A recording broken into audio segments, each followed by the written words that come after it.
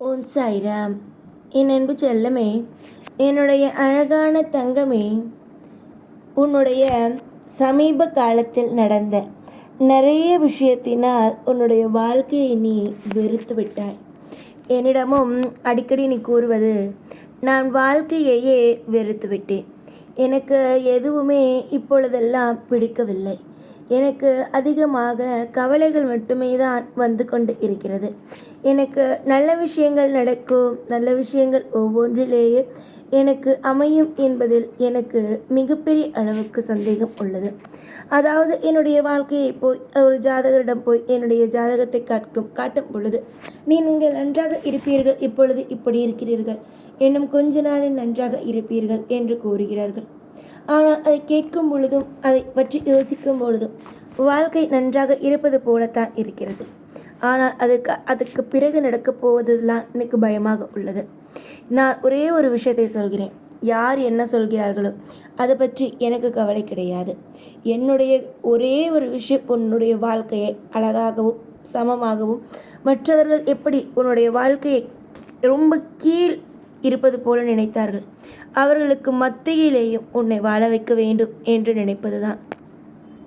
இப்பொழுது கூட சமீபத்தில் ஒரு விசேஷத்திற்கு நீ பயணம் செய்யும் பொழுது அங்கு உன்னுடைய வாழ்க்கையில் இப்பொழுது உன்னிடம் எதுவும் இல்லை. அதை வைத்து சிலர் கேலி கிண்டல்களை பின்பு பேசினார்கள்.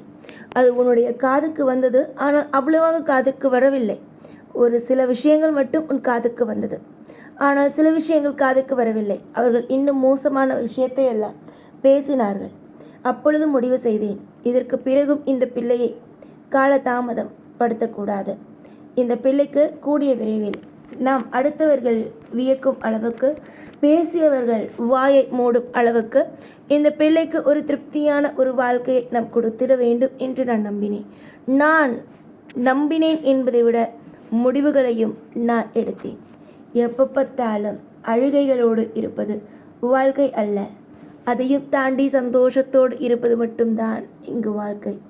தொடர்ந்து சில பேர் முயற்சி எடுப்பார்கள், ஆனால் பார்த்தால் தோற்று போவார்கள். நீ அப்படித்தான் முயற்சி எடுக்கிறாய், ஆனால் நீ தோற்று போக மாட்டாய். எனக்கு அது மட்டும் நன்றாக தெரியும். உன்னை மற்றவர்கள் பேசினார்கள், எவ்வளவு பேச முடியுமோ அவ்வளவு பேசினார்கள். பாதி உனக்கு காதுக்கு வந்து சேர்ந்தது, மீதி உன் காதுக்கு வரவில்லை. எனக்கு தெரியும் தானே உன்னுடைய சூழ்நிலைகள் எதை நோக்கி பயணிக்கிறது என்று. உன்னுடைய சோதனைகளை மேலும் மேலும் சோதனைகளாக ஆக்க நான் விரும்பவில்லை. உன்னுடைய வாழ்க்கையில் இதுவரைக்கும் நீ கவலைகளோடு, பயத்தோடு, நடுக்கத்தோடு இருக்கிறாய். இதற்கு பிறகு உன்னுடைய வாழ்க்கையில் ஒரு தெளிவான ஒரு விஷயத்தோடு, நீ உன்னுடைய வாழ்க்கையில் தெளிவான ஒரு விஷயத்தோடு இருக்க வேண்டும் என்று நினைக்கிறேன். தொடர்ந்து உன்னால் எந்த விஷயத்திலேயும் இப்பொழுது எல்லாம் கவனத்தை செலுத்த முடியவில்லை. காரணங்கள் என்னவென்றால், உன்னுடைய வாழ்க்கையில் ஏதேதோ குழப்பங்கள் இருந்தது. இனிமேல் வரும் காலத்தில் உன்னை நான் அந்த அளவுக்கு எல்லாம் சோதனைக்கு நான் ஆளாக்க மாட்டேன். இனிமேல் வரும் ஒவ்வொன்றும் மிகப்பெரிய அளவுக்கு உன்னுடைய வாழ்க்கைகளை நிச்சயமாக, உன்னுடைய வாழ்க்கை மொத்தத்தையும் நிச்சயமாக இனிமேல் நான் உயர்த்துவேன். உன்னுடைய தேவைகளுக்கு என்னால் முடிந்த அளவுக்கு நான் உதவிகளையும், உன்னுடைய வாழ்க்கையில் அற்புதமான நல்ல விஷயங்கள் உங்களுக்கு நிச்சயமாக நான் செய்து கொடுப்பேன். எதிர்பார்த்து எதிர்பார்த்து நீ காத்து கொண்டு இருந்த நிறைய விஷயங்கள் இன்னும் பாக்கி உள்ளது. எல்லா விஷயத்திலேயும் உனக்காக நான் துணை இருப்பேன் என்பதை கூறிவிட்டேன். என்னென்ன விஷயத்தில் ஏதேது நடக்கும் என்பதை ஏற்கனவே நான் கூறிவிட்டேன்.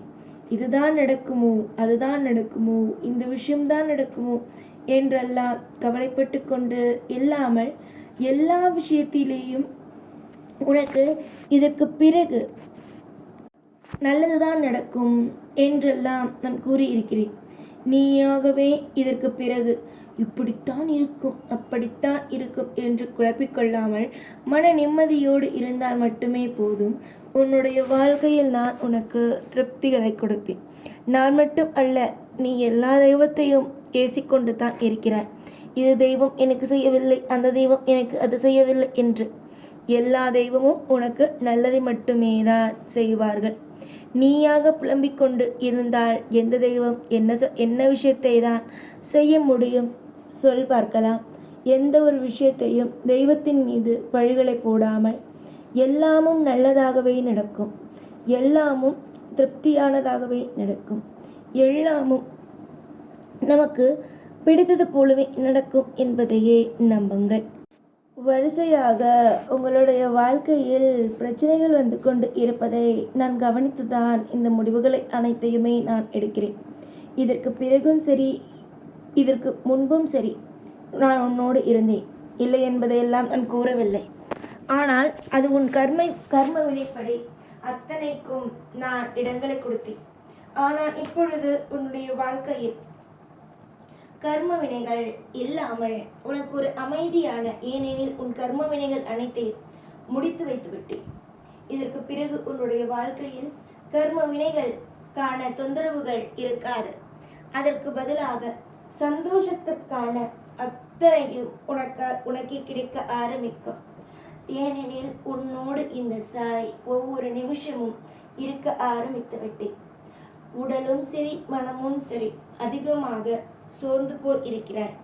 என்னிடம் வந்து நீ அடிக்கடி சொல்வது, நான் எவ்வளவு தூரம் கஷ்டப்படுகிறேன், எவ்வளவு தூரம் மனதளவில் நொந்து போய் இருக்கிறேன் என்பது உனக்கு தெரியாதா?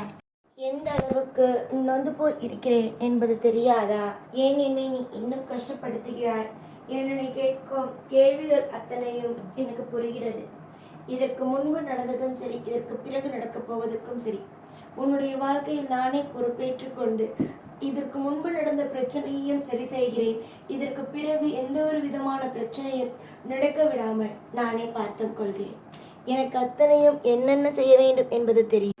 உங்களுடைய வாழ்க்கையில் இருக்கும் சந்தோஷங்கள் மற்றும் அத்தனைக்கும் நான் இனிமேல் பொறுப்பாகி உங்களுக்கு தேவைப்படுவதை எல்லாம் செய்வேன். அடுத்தவனை மட்டும் எப்பொழுதும் பார்க்காதே. அவன் இதை செய்யவில்லை, அதை செய்யவில்லை, இந்த விஷயம் எனக்கு செய்யவில்லை என்று. உனக்கு தெய்வங்கள் வந்து உதவி செய்கிறதா, தெய்வம் உனக்கு கேட்டதை கொடுக்கிறதா என்பதை மட்டும் பார். அடுத்தவன் எல்லாம் செய்யவில்லை என்று நீ நினைத்து கொண்டு இருந்தால் உன்னுடைய வாழ்க்கையில் நீ நினைத்து கொண்டே இருக்க வேண்டியதுதான். அதாவது ஒரு நபருக்கு ஒரு உதவியை நீ செய்கிறாய் என்றால் அதை கூட திரும்ப செய்யக்கூடிய அளவுக்கு இங்கு யாருக்கும் எப்பொழுதும் மனம் வருவது அல்ல. அப்படி இருக்கும் பொழுது உதவி என்பது எவ்வளோ பெரிய விஷயம். அதையெல்லாம் இங்கு இருப்பவர்களுக்கு என்ன செய்யக்கூடிய அளவுக்கு மனமா வந்து விட போகிறது? எல்லாம் சும்மா. நீ அதனால் கவலைப்படாதே. சந்தோஷத்தை எப்பொழுதும் மனதுக்குள் வைத்துக்கொள். உன்னுடைய வாழ்க்கையில் என்ன மாதிரியான நன்மைகள் எல்லாம் வரப்போகிறது என்பதை நான் உனக்கு கூறிவிட்டேன். அதை நீ மனதுக்குள் வைத்துக்கொள்.